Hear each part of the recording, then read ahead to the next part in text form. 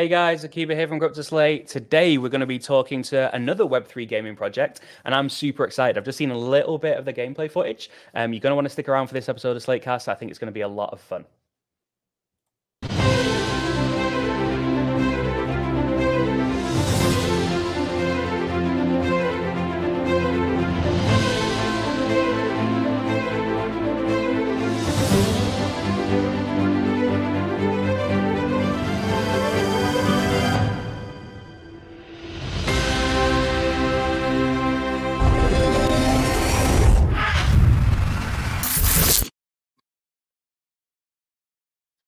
Okay, so I'm going to bring Matt and Dylan from the backstage area into the thing. How are you doing, guys?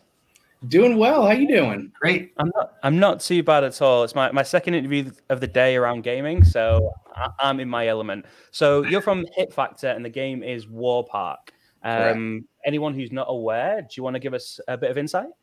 Yeah, I'd love to. Let's talk a little about Hit Factor, a little bit about War Park. I'm Matt Reed. I'm the Chief Business Officer. With me is Dylan, Head of Player Services. And I'm on my second cup of coffee, so I think that equals interviews. So a little bit about us. I'm on some sort of protein shake thing, so I'm not quite as good. Yes, that's how you balance it, right? You got to caffeine up and then ride it back down. That is life. So a little bit about us. So Hit Factor was founded it's a pandemic baby. It was founded in the summer of 2020 by a bunch of industry veterans. We've all been building games for the better part of 20 years over console, mobile, PC. And essentially we just kind of, got bitten by the bug, which I imagine a lot of us did. And we look at the space as kind of the next evolution of gaming. I personally made the jump from console games over to free to play around 2010, 2011. I left Electronic Arts to join Zynga because the reach of free to play excited me so much. And similarly, the community aspects, the ownership aspects of Web3, it relit that fire in me and a lot of my fellow colleagues. So, we're game makers first. We believe in building fun, engaging products, and then using the Web3 technology as the next step in evolution of the space. So on that, I'd love to ask you. So I mentioned just before we went live, I've been arguing or debating, let's say, with Jason Schreier on Twitter today about the merits of Web3 gaming. Obviously, Jason's kind of one of the most notorious journalists in the space, is very much from traditional gaming. His argument is that there's obviously the shills and the snake oil part of Web3, which exists. There's also then the click to earn model, which thankfully is dying away now, and we're seeing amazing games. And I've seen a bit of your game; it looks super fun. But his argument still is that we don't need it. If you own your own digital assets, that's great. But if the game shuts down, it shuts down. Doesn't matter if you've still got the NFTs. What would you say to Jason if he was with us now, which he's declined to join the podcast so far? And I think it's a great thought and a great question. And again, it kind of reminds me of when I did make that leap from free to play. From console to free to play. The market, there were bad actors in the market. There are a lot of I don't know if anyone's going to remember this. There are games like Clicker Cow and things that just kind of try to exploit, pretty much any Facebook user who's willing to click and accidentally load credits into their account. All that stuff existed. There was a lot of negative sentiment in the press in general around, you're trying to just take advantage of grandma from Wisconsin and you're not really building real games. And I think as time has told, we could see that actually, those bad actors got fleshed out of the system or definitely minimized. And then the true playbook emerged in the space. And when we think about free to play now, all of us look back and we go, of course, that's a valid business model. And it's the best way to, have your game and bring your gaming experience to as many people as possible, providing it for different costs from what people wanted to pay and modifying the experience based on that.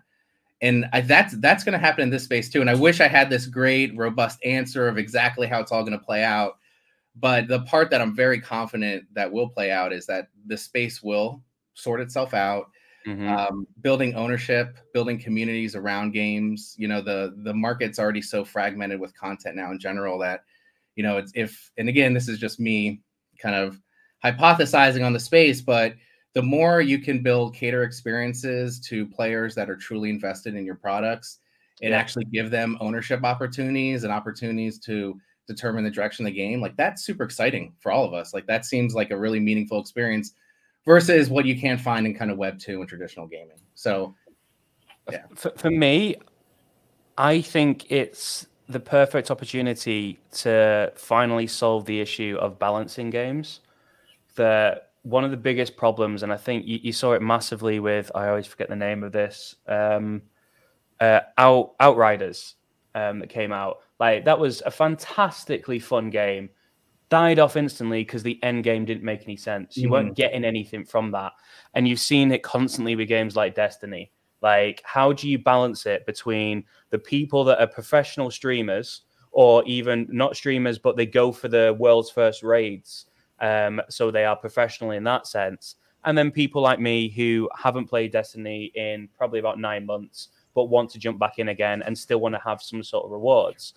Like, the ability to offer, like, the world's first for a raid should be a one-of-one NFT that like you have. And if you then want to sell it, just like NFL players sell their Super Bowl ring when they're down on their luck, like sell your world first Destiny NFT for whatever it is, even if it's only a few $100, like sell that, especially if it's got some sort of cosmetic value within the game. And then for the casual players, having something that allows you to maybe recoup the cost that you've put into the game over a long period of time makes so much sense. Because ultimately, what gameplay companies, and you guys will know this better than me, struggle with is how do you keep players on? Because ultimately, for me, there's the server costs, and then there's like player retention. And like, if you could solve the player retention with one thing by actually rewarding them and paying for them, like you've got to pay AWS. Why not pay your players through NFTs? That's the way I see it. I think that's the biggest use case for me, is balancing games for different types of players. What's your thoughts on that? Yeah, you took the words right out of my mouth. I played so many games over time where I don't play anymore, and I look back and go, God, if I could just sell those rare heroes or champions to recoup some of the money I spent, I'd feel much better about that experience. And I might even played more to try to get even more rare ones. So the Web3 aspect is here to stay. And, you know, you said it earlier, there were some rush to market with some of these lower quality games or some bad actors that kind of got there. But I think now, as we have bigger and better studios start putting out games that are higher quality, a lot of fun, and really it's about gaming and being and the fun of the game. And if once you implement the Web3 part of it, I think it's the future, and it's just a matter of time before it explodes the way the free to play caught on back in the early 2000s in Farmville. So I think that's where we are with it. Yeah, I mean, I said the same thing to Jason. I said, look, you're acting like someone in the 80s saying that video games that won't catch on. Like, I really hope that your tweet ages like milk, because for me, like, it adds so much value. And like, I mean, I've got loads of CS:GO skins that I could sell for some Steam credit to play more games, which is cool. Like, better than some other models. So props to Valve for allowing that still. But after they shut down the like third-party marketplaces, I do think it killed a lot of the kind of viability of Steam games in the marketplace. But anyway, do you want to carry on with telling us a bit more about Warpark? Yeah, absolutely. But real quick, because you kind of got me fired up. The collectible aspect. So it doesn't. I don't know what percentage of the players are, you know, collectors versus non-collectors, but me personally, I literally have these huge tubs of old NES and Atari games and Super Nintendo games, and I love owning kind of like a piece of my gaming journey. So the idea that I can do that, and when mobile and free to play, you kind of lose that. You lose that more in you know, just digital purchases in general. But I think Web3, like, I love the idea of owning and keeping a piece of the experiences as I go through, and then I could bore my kids. I'm just going to remove myself for 1 second. I'm just going to get something that's going to make that point. I like the idea of going to this back room full of gaming treasures, and he pulls out the Master Sword. Oh yeah. Let's see. No, it's just literally from those shelves behind me, but it's in the boxes you can't quite see. But on display in my studio, I have my original Pokemon Blue. Yes. My original N64 Smash Bros. And the very first FIFA on Mega Drive. FIFA International. That's awesome. Which now you got me wanting to play mine.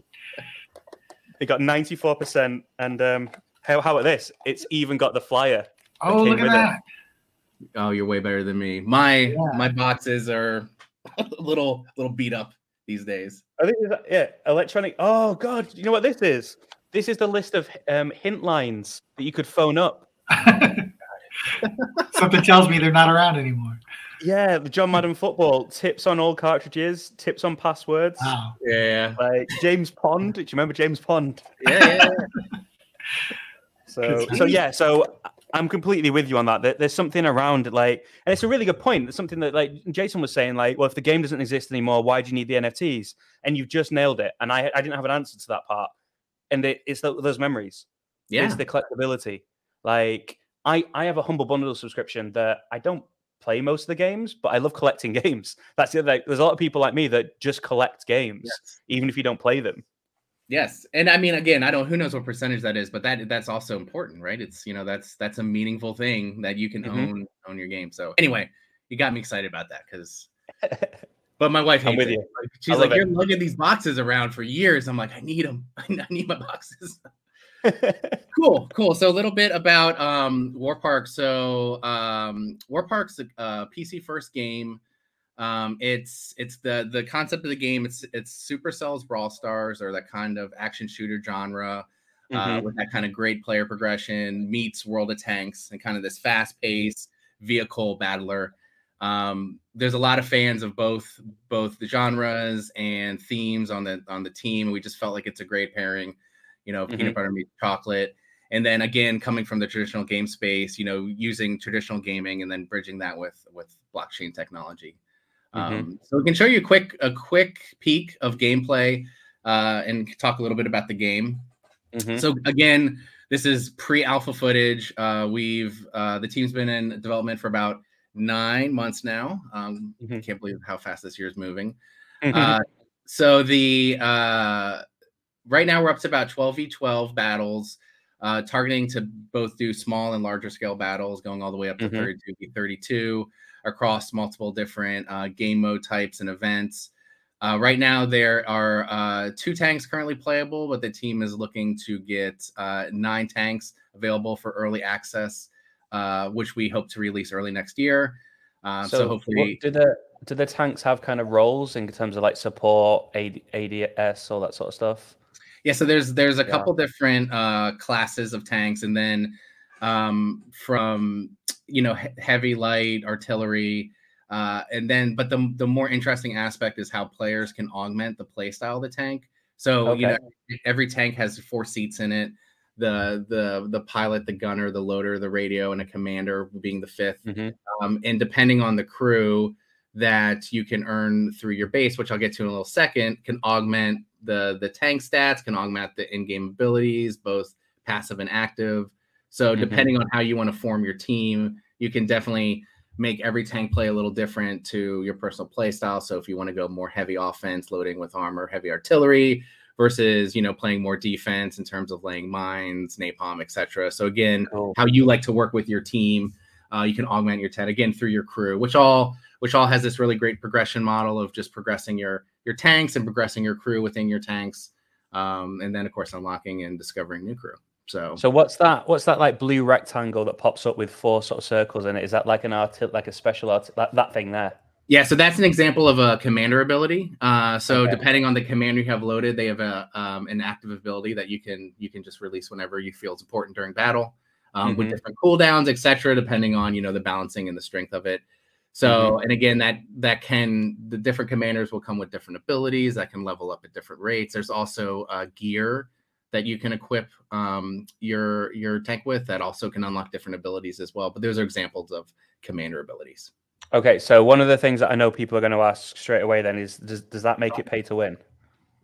No, so that's actually, so again, a lot of us come from the free-to-play mobile space, and that's a huge design consideration of free-to-play. Because if you create a competitive experience and then you make it so that someone can pay to win, obviously you're gonna ruin the experience. So the biggest differences in terms of tank types and what players can purchase and and own in the game. Essentially, just assist with economic progression and player progression. So to do a little kind of side tour here is, so everything you do in the game earns you activity points. Those activity points will pay out at some given interval. It's called a day. So at the end of every day, the most activity points you earn determines your payout. Tanks with higher rarities and higher skills have a higher earning rate or higher multiplier rate there. So that's essentially it. There are other cosmetic things too, and there are some ability things. But again, it's making sure that we don't unbalance the game. There's also a pretty deep, and I'm not going to go too far into it, battle rating system that, a combination of elo and how your tank's spec'd out, making sure you match with appropriate players versus, high people that are playing the game. And this isn't for any competitive game, people that are playing the game forever don't get matched up with a guy who just fired it up. So making sure it balances right. So I'm a Dota player, so I'm well aware of trying to bring people into the game and be like, there's no chance. Yeah, exactly. I mean, that happens. There's something you have to think of the elo. You have to think about what they're bringing into the battle. So again, a combination of focusing more on battle ratings and focusing more on economic and player progression versus like, oh, my tank's 4x stronger than your tank, because that would just ruin the experience. Is there any sort of thought around kind of, because I mean, I don't know too much of the mechanics, so this might be a dumb question, but I know that obviously one of the ways to deal with that balancing is through like a prestige system of some way, so that you kind of reset in order to get some other benefit that will then require you to grind again. Yeah, so the idea is the tank progression is a pretty long progression path, and then the gear progression is a progression path, and then the crew that sits in the tank is also a progression path. So currently there's no prestige, but it's definitely a solid idea. The idea with live ops and trying to keep the community engaged and working through like meaningful releases is, also releasing new crew and tanks at a regular interval to keep the game exciting, along with new game modes and event types. So again, that could change the meta, which it changes how you want to invest into any given, tank or crew. Cool. I mean, it looks like a lot of fun. I'm looking forward to wasting your asses with this game when I get into it. I've never played World of Tanks, so I'm aware of it, but I've never played it, so I'm sure I'll be terrible. But I'm a big RTS player, so. Yeah, and World of Tanks, it's a great game, but it's very strategic. Like it's a very it's a very sim type experience. Super fun, It's a great game. It's been around for, it feels like forever now. But it's like kind of taking the inspiration of creating a exaggerated realistic product. So just to find our own niche in the market. So the three key gameplay pillars here. So we talked a lot about combat on terms of kind of the meta experience is around base building. So base building is the social hub of the game, and we have a lot of folks who worked on some big MMOs and understand the importance of guild and guild management and creating that social experience together. So kind of the hub of the game, as before you go into the battles or participate in the events, happens through base building. And in that base, players can utilize different buildings to craft different resources and gear and level up their crew, and the whole guild's working together to kind of construct the army exactly the way they want it to go into whatever guild tournament seasonal mode that will have. And that's the last pillar, and which is super important to us, is creating a very engaging live ops experience. So just a quick example is the world map or a world war event. Think of a season from Fortnite. This one will happen over the course of 90 days. Different bases or guilds can participate in kind of a land battle to control different resources and nodes. And kind of at the end of the big world war, there's one victor who kind of reaps all the rewards, and then it resets and continues again. And on top of that, so you're actually fighting for control of the map. Yeah. The resources. That's cool. I like that. Yeah, so it's kind of like in combat. So you're on a base working together to kind of navigate a map to take control through a combat experience with different game modes, event types, and stuff like that, and try to. Yeah, you've almost got. There's almost like a risks or like Civ kind of element to that, then, isn't there? In terms of like taking over a map, that's kind of cool. Yeah. And we feel like that's important because sometimes it's easy for these these games to be super fun, but to have meaningful longer term. And when we think about building experiences, we're thinking about building them for years and years. So to have a meaningful longer term, and I think World of Tanks did this great, by the way, is continuing to invest in, different things for the players to experience, different objectives. So it's very important that we also hit that pillar as well. So, I mean, does that mean that kind of newer players could also decide to contest like maps where there's like less activity and things, where you might get in terms of the world map, or you kind of set to, does it choose for you which map you play? Yeah, so right now, and again, this is it's currently in design, but the current leading thinking is to kind of use the similar rating system for a player, but for also bases as well. So make it so that, again, each map is balanced. It's not the whole entire player base on one map. It's let's just say it's like 20 bases per map, making sure that that's also balanced. So you can have a map with just people who are coming into the experience versus you can have a map. Cool. And we can scale the rewards and payouts, for those who are, have been playing for years, like they get a much more, kind of hardcore experience, but also the players who are just coming in the experience also can have a fun, engaging time as well. Love it. Cool. Cool. And then covered most of the gameplay highlights, but the one that I want to touch on that I didn't is the competitive aspect of the game is super important to us. It's the back end tech is super solid.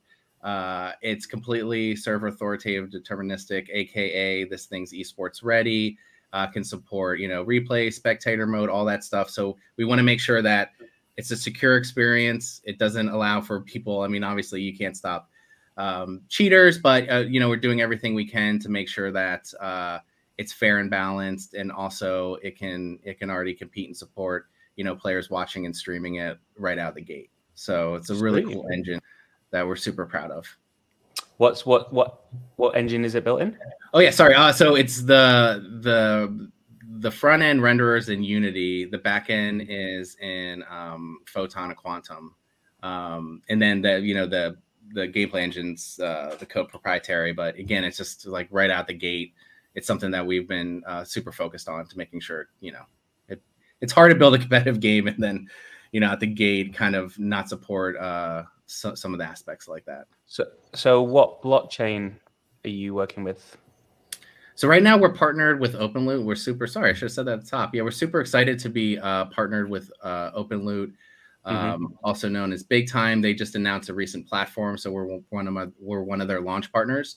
So cool. We'll be working. They're our technology partner, so we'll be working with them. They're on mainnet Ethereum right now, and I know they're looking to support other L2 chains in the future. But yeah, I was talking. I had a really interesting discussion with them around kind of how they're trying to solve the multi-chain NFT, where you basically burn the NFTs into the game. I think it's an interesting concept. Me and some of the editors have been debating whether we like it or not, but I think it's very interesting. And I think, like we were talking about earlier, like it's a progression. Like it's very Web 2.5, I think, because people kind of feel like they want to have their NFT and then have it still be in their wallet while they're playing, not burn it. But then people use centralized exchanges where you're essentially doing the same thing. You're giving custody of your crypto to the exchange while you trade, and then you can take it out when you want. But obviously the issue with that is, what if they stop withdrawals? And that's my only potential caveat with that model is, what if the game stops withdrawals? Then it's no longer yours. But it's not something that for me is a deal breaker, because I want to see fun games. Like as you say, we're evolving. Yeah, and it's, definitely don't have the answer there, but the part that we really gravitated towards, obviously they're game developers first too, like Big Time's an amazing MMO, but the piece around the technology and the ease it is to kind of own and transfer assets in and out of the game versus kind of these Gen 1 games that, I'm sure we've all played, where it's kind of this big pain in the ass to, you have to, load your currency, move it to a wallet, purchase an NFT from maybe some marketplace, move that to a wallet, move into the game to recognize, like all that is such a high barrier of entry. And they have some really nice technology that solves that. Yeah, and I say I'm personally all for a method that allows us to have the opportunity to own the assets, even if it means we have to essentially lend them back to the game while we play. Because you can still pull them, like theoretically, you just pull them, burn them back out again every time you stop the game if you want to, if it really matters to you. Yeah. Like you're just doing it while you're playing. So I personally say I'm not fully decided on what my thinking is, but I'm completely open to the concepts. And I think we're moving in the right direction, is my view. Like the game looks fun to play. It's not just clicking some stupid thing or clicking and waiting for like 10 hours and then getting some rewards. Like that's not gaming. That's GameFi. Like, yeah. Do you know what I mean? Yeah. 100%. Totally. Which actually kind of dovetails into the last couple points here, and that's one of our big philosophies when we design this game is, building the game for everyone. And we think that, having a free-to-play experience or Web3 should be for everyone. So creating an on-ramp into the experience that doesn't require any asset ownership or currencies or anything like that. But at the same time, creating opportunities to have deep and meaningful ownership in the game, but not have that gate progression or not have that gate the experience. It's just they work together. So, and I can easily talk about that kind of through the different asset classes we have. So the top two are more for the people who would like to own more of the experience. So people who want to own the war parks, which are the guilds or the bases, and the buildings within those bases. They essentially are creating the playground for everyone to come and play on and build up their tanks and their crew and their commanders, which are the bottom two assets. And anyone who fires up the game gets every common level tank for free. Every common level tank has a full road of progression. Same with commanders and crew. Those are also not NFTs. And those will be earned through the base and through building them or recruiting them through the guild, and then they can place in the tank and again have a meaningful progression, could be competitive for the guild and in events. And then lastly, trying to build that and build people who might be a little reserved around Web3 or crypto gaming in general, and showing them that there's smaller opportunities to own assets and participate in the game. We're not trying to make some huge barrier of entry and getting into owning like the next level of tank. And so, playing the game and earning enough currency to then purchase the next level tank, so then you own a little piece of the game. So again, trying to turn them from, maybe a detractor into crypto curious, into a crypto enthusiast, I think that's like on ramp. I think that's perfect. And it's some of the way that I really wish the Web2 gaming people would be open to an actual conversation about this, because like my nephew's a big Fortnite player. And he's only ever bought the Battle Pass, or whether they call him Fortnite, once, because he's been able to grind it every other time.